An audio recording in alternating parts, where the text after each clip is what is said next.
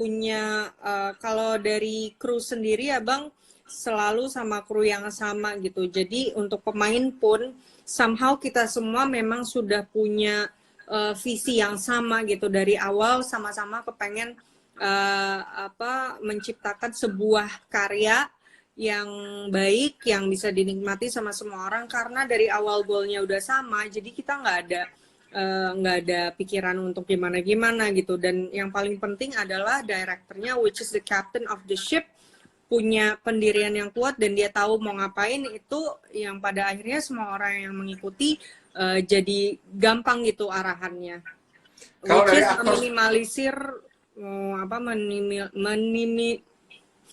aku kayak dia ya memini kayak Pak menyimi Mahmud, meminimalisasi. meminimalisir ya. Kalau kata Pak Mahmud, menyelelantarkan, menyensararakan. Tapi kalau dari segi aktor sendiri gimana, Tara? Maksudnya gini, kan banyak seorang aktor yang adalah beberapa aktor yang kita dengar yang punya demand yang apa ya disebut diva gitu karena ada seorang aktor yang kalau syuting waktu aja harus tergantung dia. Artinya kalau misalnya dia belum mau keluar dari tempat dia istirahat, kita harus nunggu. Terus kalau misalnya produksinya kebetulan produksi kecil dan tidak memungkinkan ada tempat yang nyaman untuk istirahat, jadi dia harus ada. Itu gimana sih, Tara?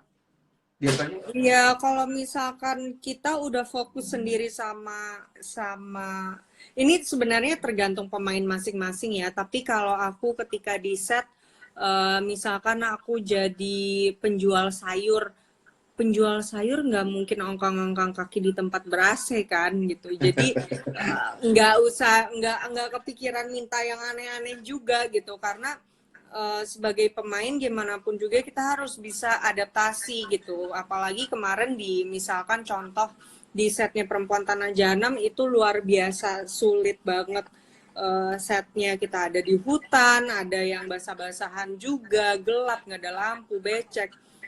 Dan itu nggak memungkinkan buat gue tiba-tiba kayak I need a trailer di mana tempat gue istirahat yang ada AC, tempat tidur, selonjornya, itu nggak mungkin gitu. Jadi mungkin untuk di Indonesia ya, mungkin kalau misalkan lagi di Hollywood atau di mana mungkin itu memungkinkan. Tapi kalau sekarang sih yang paling penting mungkin bisa adaptasi ya Bang. Iya, betul. Adaptasi itu nomor satu sebenarnya. Jadi Ya. kadang-kadang kalau misalnya kita syuting, kita pernah syuting sama Tara ya, budgetnya cuma 200 juta. A Copy of My Mind, syutingnya 7 hari. Iya. Itu betul-betul kita syuting di pasar, ya syuting di pasar, betul-betul pasar hidup, orang-orang masih kerja, kita bikin film di situ minta izin, tapi ada juga yang nggak minta izin gitu. Dan ya betul-betul Tara Basro di situ sebagai karakter perempuan yang memang terbiasa dengan itu semua, dia juga istirahatnya di situ aja gitu.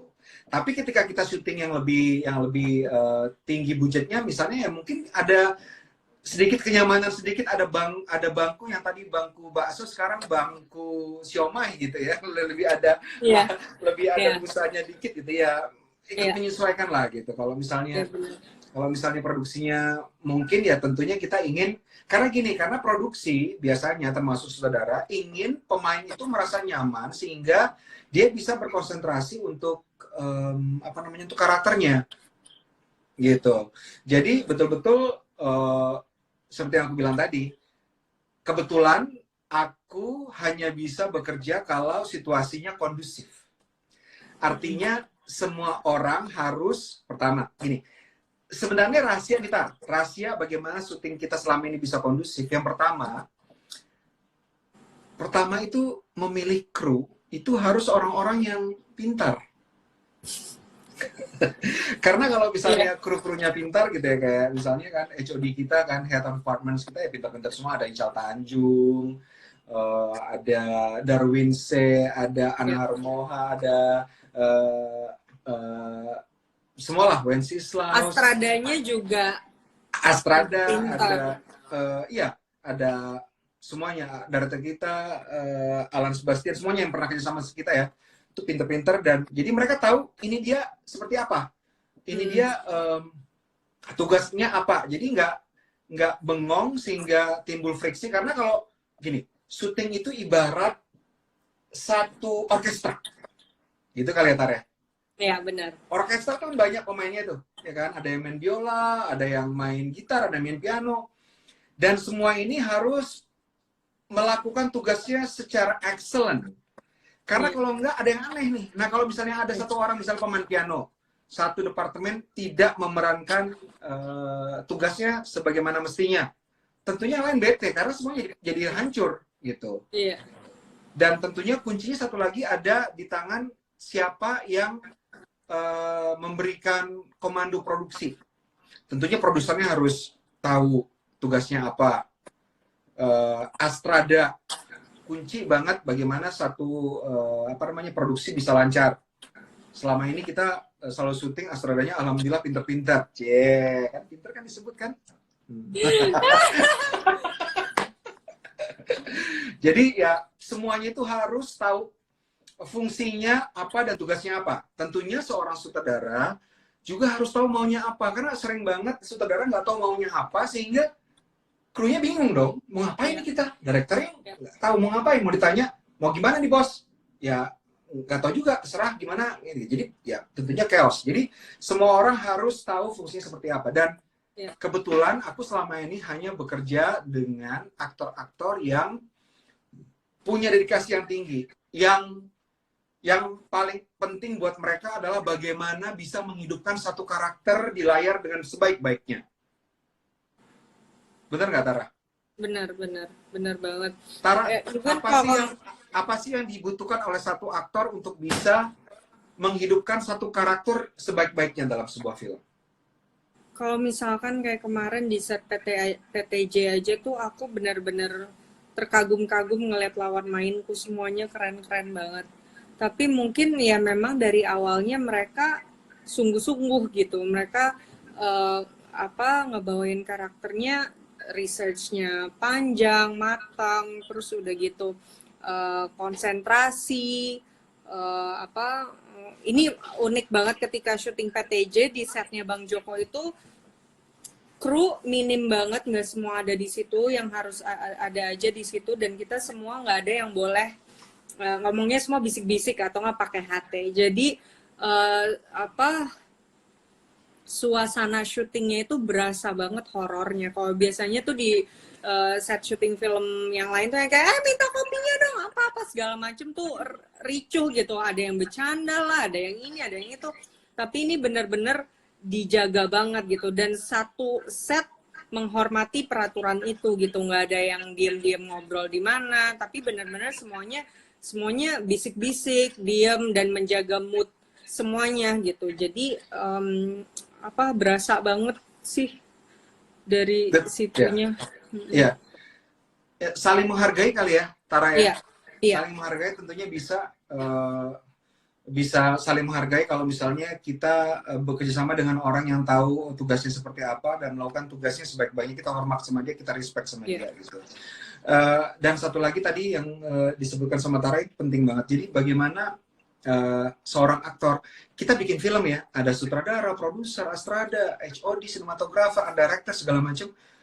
Semuanya tugasnya adalah bagaimana menghidupkan satu karakter. Satu karakter ini akan diperankan oleh seorang aktor. Jadi tugas kita semua adalah memberikan support kepada aktor supaya pertama, dia bisa menjadi karakter dia sebaik-baiknya, senatural mungkin dan se-believable mungkin. Yang kedua, menghidupkan dunia di sekitar dia sehingga dia betul-betul orang believable, dia hidup di dunia yang dihidupkan dari film tersebut gitu. Jadi semua ini dilakukan untuk membuat seorang aktor bisa hidup dan menghidupi dunia yang ditampilkan dalam sebuah film. Sehingga tugas kita ya bagaimana menciptakan suatu situasi yang kondusif buat pemain. Makanya kalau misalnya kita syuting, misalnya kamera menghadap ke kalian nih, dan kalian misalnya adalah pemain. Di pandangan mata kalian di sini di belakang kameramen, biasanya kalau orang syuting tuh banyak banget orang berkumpul. Kru-krunya ngumpul nonton gitu. Terus tiba-tiba ngobrol, ketawa-ketawa. gitu. Terus gimana kalian sebagai aktor bisa acting dengan baik kalau misalnya di belakang kamera nih orang berbagai macam kegiatannya gitu.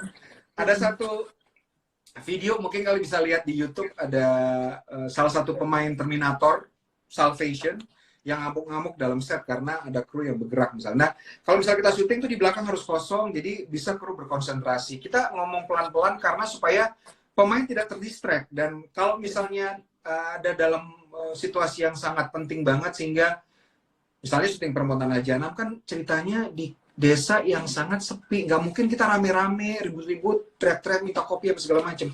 Makanya kita ngomong bisik-bisik. Kalau misalnya syuting di tempat yang memang adegannya rame, di pasar ya kita nggak apa-apa. Kita coba bahkan untuk menghidupkan suasana. Tapi kalau misalnya tempatnya sepi ya, dalam cerita itu very, very quiet, kita harus menciptakan situasi yang quiet juga. Gitu. Kak Enaka itu ngaruh banget sih, ngebayangin kalau misalkan kita pemainnya tuh udah ngumpulin semua emosi untuk adegan yang berat banget. Terus butuh untuk ada di your own zone gitu, tiba-tiba ada yang teriak-teriak apa, itu memecah konsentrasi banget, dan untuk naik ke situ ngejar emosinya lagi tuh susah banget gitu. Makanya penting dimana kita bisa saling menghargai dan mencoba melakukan pekerjaan sebaik mungkin gitu. Karena misalkan gitu, aku lagi adegan sama satu orang yang lain, karena mungkin dia nggak hafal dialognya atau karena dia ngantuk atau apa, aku misalkan udah ngeluarin energi emosi yang udah tinggi banget, dia salah-salah mulu, itu ngulang lagi tuh capek banget. Misalkan akhirnya dua-duanya nggak bisa saling ngasih energi yang sama-sama kuat gitu. Ya, karena seperti tadi ya, kalau acting ya reaksi terhadap lawan main kan ya, nggak bisa acting sendiri kayak main sama tembok. Nah sekarang kita ke pertanyaan, kita lihat pertanyaannya. Ini dari tadi handphone aku agak-agak aneh nih. Oke. Bisa. Bagaimana cara Bang Joko membahas adegan beat per beatnya supaya bisa membuat scene lebih bernyawa? Membahas adegan beat per beat dengan aktor ya maksudnya. Tentunya gini, satu adegan itu akan terasa bernyawa, itu adalah suatu istilah yang sebenarnya artinya adegan itu believable gitu. Orang percaya itu terjadi gitu. Nggak kayak sinetron yang ini kan orang yang acting doang nih gitu. Jadi betul-betul believable, namanya bernyawa gitu. Kita sebut bernyawa karena kita percaya itu bisa terjadi di dunia nyata. Ya seperti tadi, harus pertama karakter aktornya tahu karakternya itu seperti apa, dan masing-masing harus benar-benar tahu karakternya apa, sehingga ketika lawan mainnya berbicara atau mereka ditempatkan dalam situasi, bahkan jangankan kata-kata yang keluar dari mulut mereka, gestur mereka sekecil mungkin apapun itu sesuai dengan karakter mereka, sehingga membuat karakternya believable. Gitu kali ya, Tara, ada ditambahin nggak? Bener ya? Bener sih gitu. Oke, sekarang Bang, nanti live-nya disimpan kan? Tara tadi disimpan nggak yang pertama? Simpan. Ya, nanti ini aku simpan juga. Oke. Ada pertanyaan lagi. Nih, bagus nih. Kalau aktor sudah di-hire, ternyata aktor tidak sesuai ekspektasi, bagaimana? Pernah nggak, Bang? Bagus banget pertanyaannya. Gini, biasanya aktor hire a good editor. Salah. Biasanya aktor itu, kalau misalnya tadi aku ketemu sama pemainnya langsung gitu kan ya, itu biasanya 99% itu biasanya sesuai dengan harapan ketika syuting. Karena udah dites, sudah tahu bagaimana komunikasinya gitu. Tapi kadang-kadang 1% ini bisa terjadi. 1% bisa terjadi ketika syuting, ketika casting. Oke, gitu. Ketika casting, oke. Audisinya oke. Natural, dan dia kayaknya ya lepas, nggak takut-takut sama kamera. Tapi ketika syuting, zong. Sebabnya macam-macam, seorang aktor bisa tidak memberikan penampilan yang memuaskan. Yang pertama, most of the time itu adalah demam panggung, kehilangan rasa percaya diri. Itu terjadi, dan itu pernah terjadi ketika aku main film, karena aku pernah beberapa kali main film untuk merasakan jadi aktor seperti apa. Beberapa kali pernah tuh kehilangan rasa percaya diri dan betul-betul zonk. Pernah nggak sih Tara terjadi kayak gitu? Enggak, karena percaya diri banget. Aku percaya diri banget. Mungkin yang Gimana? tadi aku cerita sih, yang pertama kali aku take itu bener-bener aku zonk. Tapi kalau Oke. sekarang ini kayaknya udah nggak pernah lagi sih, Bang. Karena udah biasa. Ya memang itu biasanya when your apa namanya insecurity sabotage your performance, nah Yourself, iya. itulah makanya ketika aku main film aku tahu musuh dari seorang aktor, bener nggak nih Tara? Musuh dari seorang aktor ketika dia berakting adalah dirinya sendiri. Bener banget. Kayak misalkan mungkin aku lebih kayak kalau lagi adegan berat ya. Kadang-kadang kalau mau pengen kita kadang-kadang udah ada imajinasi sendiri kepengen adegannya tuh seperti apa. Tapi ternyata pandangan director tuh berbeda. Ini sering banget, mungkin Abang pernah sering ngerasain di Didirect orang. enggak, pemain-pemain yang kayak ke Abang tuh kayak yakin Bang segitu udah cukup gitu loh. Oh. Ya nggak sih? Yang kayak bener Bang, kayaknya bisa lebih deh Bang gitu. Iya. Lebih kayak gitu, lebih ego jadinya gitu. Iya. Dan itu gimana caranya harus percaya sama sutradara gitu, karena kadang-kadang pemain tuh punya imajinasi sendiri, dan ketika tidak sesuai dengan imajinasinya dia tapi menurut sutradara udah cukup, kadang-kadang tuh lumayan kayak bener nggak sih cukup gitu loh.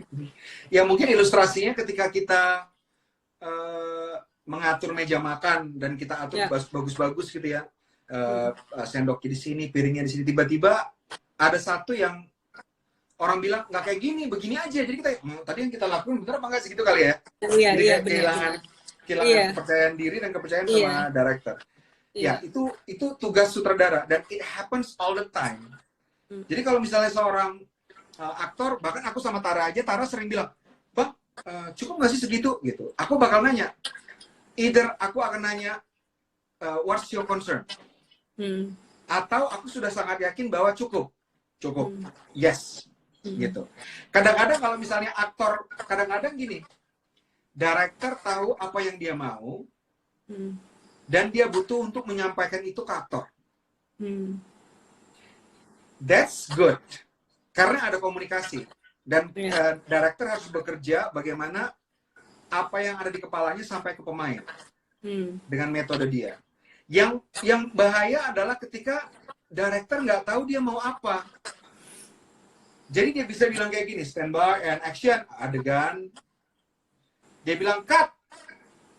Terus dia mikir gini, bagus nggak ya ini? Iya. Terus aktornya bilang gini, gimana Mas? Gimana Mbak? Oke apa enggak? Kata aktornya juga, ini oke apa enggak? Lanjut. Dia takut, bagus nggak ya? Sekali lagi deh. Aktornya nanya, minta option lain. Nah, aktornya nanya, apa yang harus direvisi ya? Enggak, option lain aja. Nah, kalau misalnya ada director bilang, sekali lagi untuk option, nah itu berarti directornya nggak tahu dia mau apa.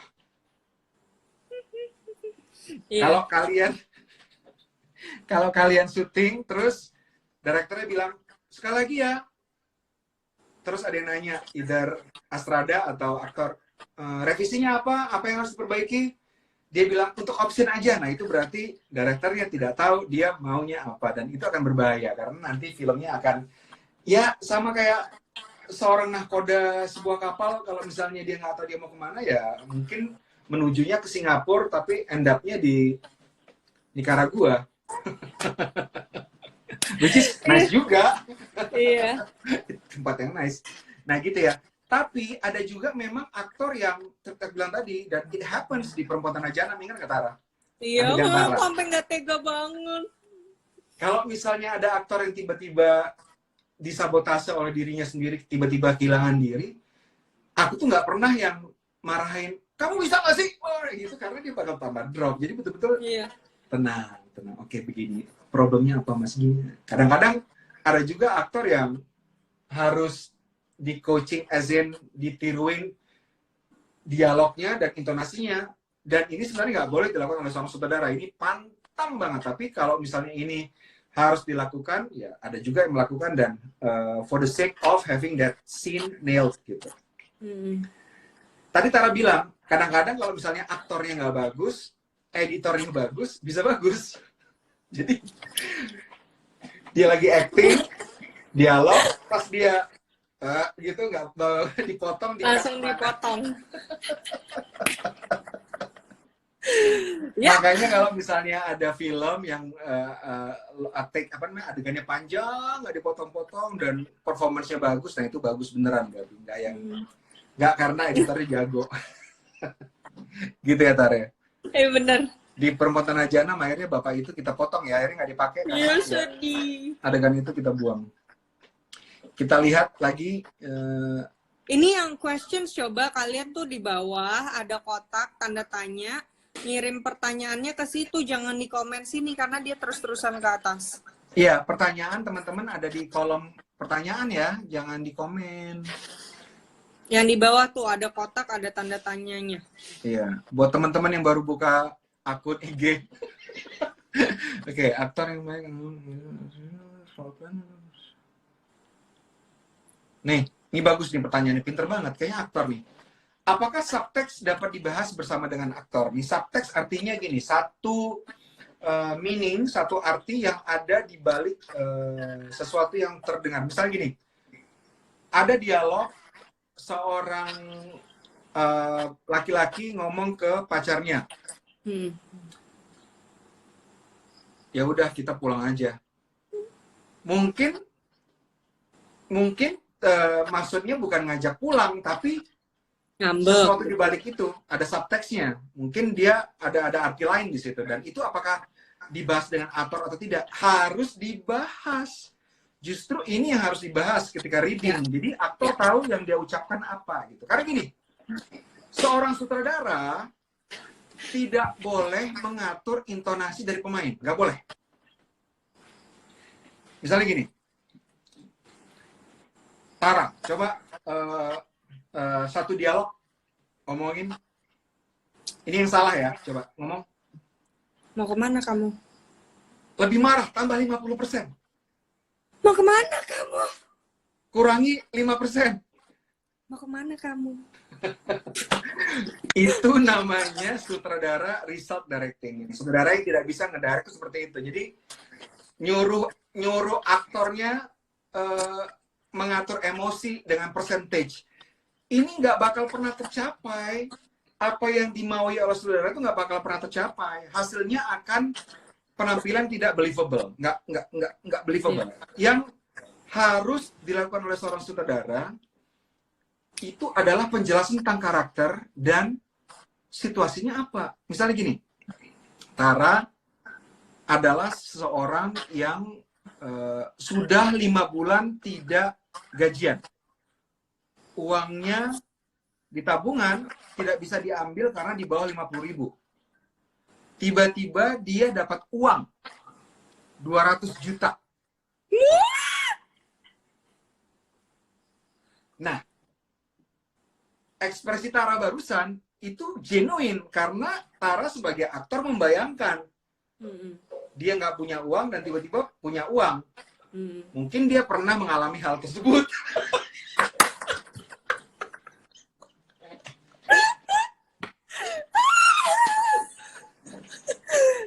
Ya teman-teman, tolong ya yang menganggap pekerjaan aktor dan sutradara itu glamorous sama sekali enggak tidak. Ya. Ini susah juga ini nggak kerja-kerja anyway. Ya itu yang harus dibahas. Kita 5 menit lagi ya. Ya. Oke. Wah banyak banget pertanyaannya Tara. Iya ya. Bentar ya.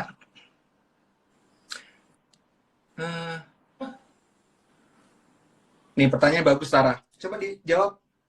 Kak Tara pilih sutradara nggak? Ada nggak blacklist sutradara nggak?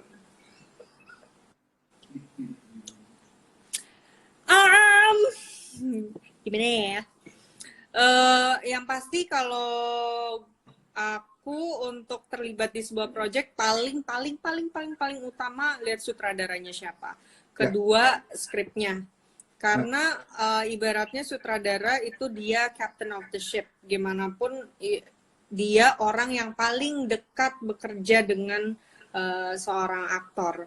Jadi ibaratnya kalau misalkan aku di sebuah project aku ngerasa lost, aku ngerasa nggak confidence, itu pasti aku nyarinya sutradaraku gitu. Jadi kalau misalkan sutradaranya dia nggak bisa mengutarakan visinya dia dengan jelas, misalkan dia cara kerjanya tidak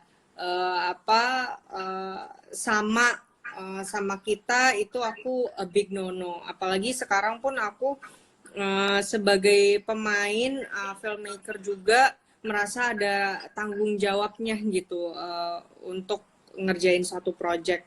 Misalkan kalau misalkan cerita atau sutradaranya punya pandangan yang benar-benar berbeda soal misalkan soal, kalau buat aku soal feminism gitu misalkan, atau tentang hal-hal sosial lainnya lah gitu, itu rasanya sulit untuk aku bekerja sama dengan orang itu. Jadi untuk sutradara benar-benar milik banget. Ya. Ya. Jadi seorang aktor itu terutama di Indonesia susah karena untuk memilih project susah. Maksudnya gimana ya? Bener nggak? Ya. Karena gini, kalau misalnya kita punya preference tertentu terhadap either kualitas atau genre, di Indonesia kan masih belum banyak nih. Ya. Genrenya belum banyak, sesuatu yang memungkinkan seorang aktor bisa milih-milih. Jadi seorang aktor sebenarnya itu lebih susah ketimbang jadi seorang sutradara. Kalau sutradara atau penulis, dia bisa kebanyakan penulis bisa menulis apa saja, seorang director bisa menyutradari apa saja, dan kendali ada di dia mau bikin filmnya bagus atau tidak. Gitu. Tapi kalau misalnya seorang aktor, dia menjadi satu bagian tentunya dari satu machinery yang akan membuat satu produk hasilnya bagus atau tidak, tapi masih banyak lagi yang lain. Jadi memang agak susah untuk mencari project untuk milih-milih ya, Tara, di Indonesia ya. Benar banget, apalagi di Indonesia. Nah, jadi kita sudah 1,5 jam ngobrol. Mungkin nanti kalau teman-teman ada pertanyaan lagi, mudah-mudahan ada waktu lagi kita bisa. Tadi ada pertanyaan, Tara, mana aku lagi nyari nih. Apa tuh? Tara, ada yang mau disampaikan lagi?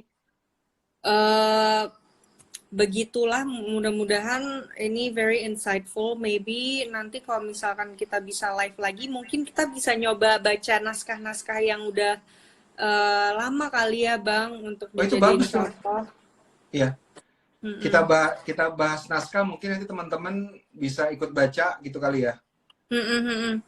Biar tahu lebih jelas gitu contohnya kayak apa. Jadi mudah-mudahan yang ini jelas, menyenangkan. Kalau baru gabung bisa lihat live yang sebelumnya ada di page aku, dan yang ini nanti akan disimpan sama Bang Joko. Ya.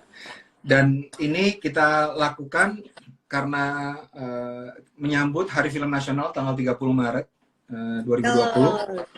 Hari Senin, besok jam 1 siang ada diskusi di IG Live IFD Club. Jadi para sutradara ngumpul, ada Gari Nugroho, Nia Dinata, Hanung Bramantio, Riri Riza, Upi, Lukman Sardi, dan aku akan ngomong soal sebagai sutradara di Indonesia seperti apa dan perfilman Indonesia secara general. Pasti seru banget ya, Bang. Besok aku akan nonton live-nya. Harus nonton. Ya. Dan terima kasih teman-teman yang udah gabung dari tadi 1,5 jam lalu, dan semoga bisa ketemu lagi sharing yang lain. Stay safe. Dadah. Stay at home kalau bisa. Makasih semua. Terima kasih.